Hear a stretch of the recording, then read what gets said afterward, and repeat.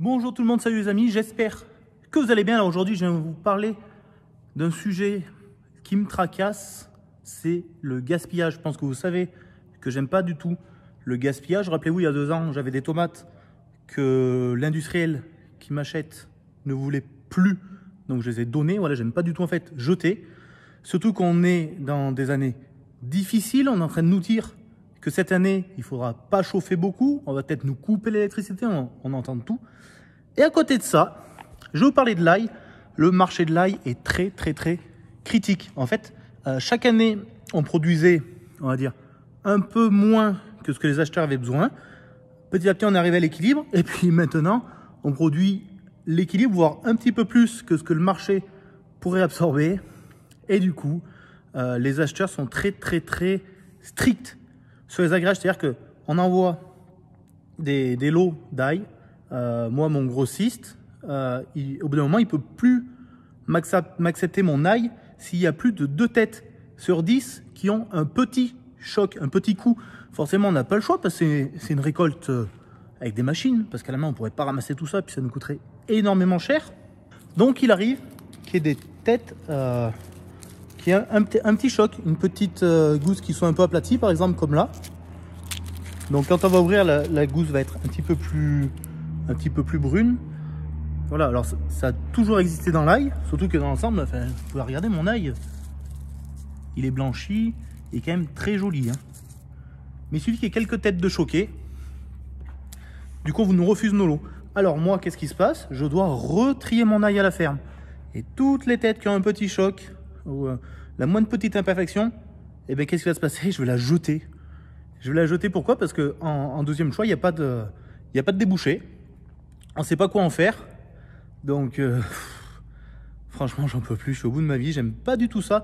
Moi, personnellement, alors, je regarde un petit peu ce qui se fait là dans mon tri.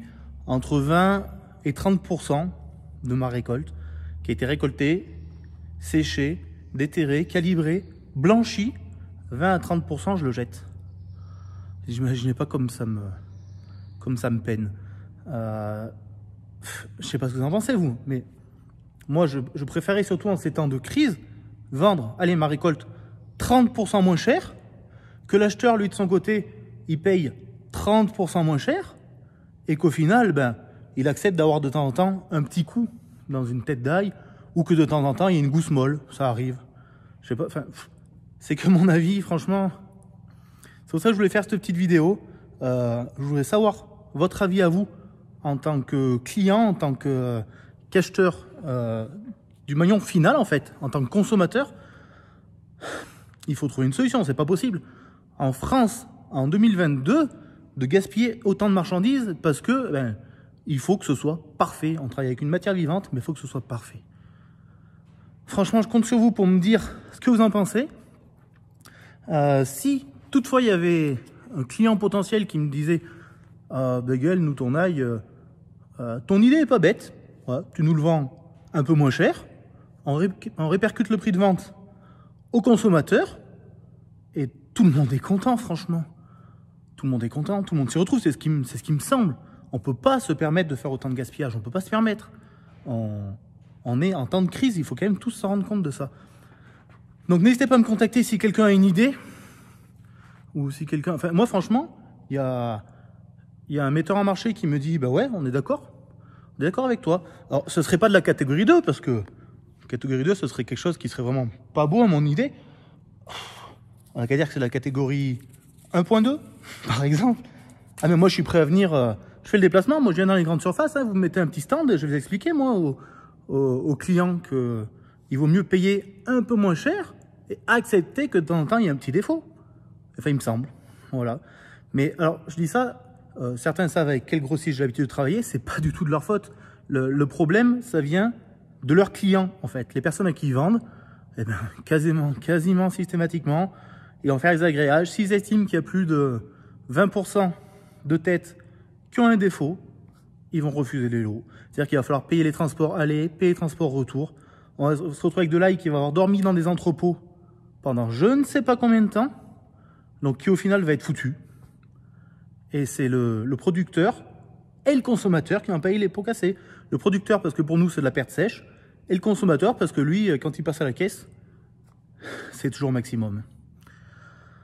Donc voilà, je voulais vous faire cette petite vidéo, parce que franchement, ça me tient à cœur. J'espère que je suis pas le seul à penser ça quand même, j'espère grandement. Le peu d'ail qui me reste pour l'instant à la ferme, ça va être mis en frigo demain. Alors pourquoi ça va être mis en frigo? Le fait de le mettre en frigo, le reste y est déjà. Hein. Le fait de le mettre en frigo, ça va le bloquer en fait, un petit peu le mettre sur pause, ce qui va faire qu'il va pas vouloir créer son cycle naturel. Son cycle naturel, ça va vouloir créer un germe maintenant.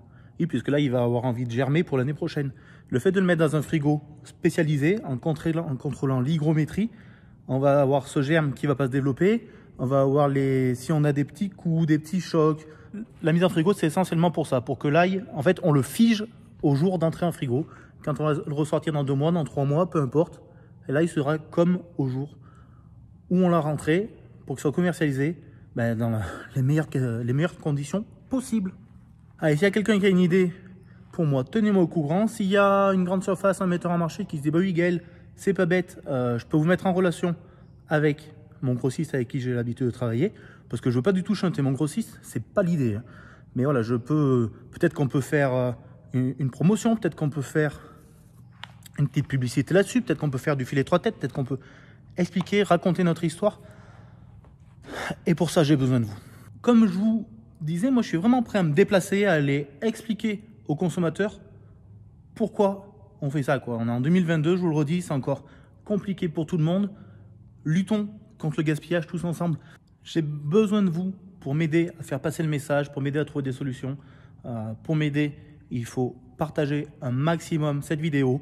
Si vous avez des amis, des connaissances, des cousins, des grands-oncles, des grands-pères qui sont dans le milieu, parlez-en et dites-leur qu'il y a quelque part des agriculteurs qui ne peuvent pas se permettre de gaspiller autant de produits et qui ne peuvent pas supporter de gaspiller le fruit de notre travail quelque part. Allez, sur ce, merci de m'avoir regardé et je compte sur vous. Ciao, ciao.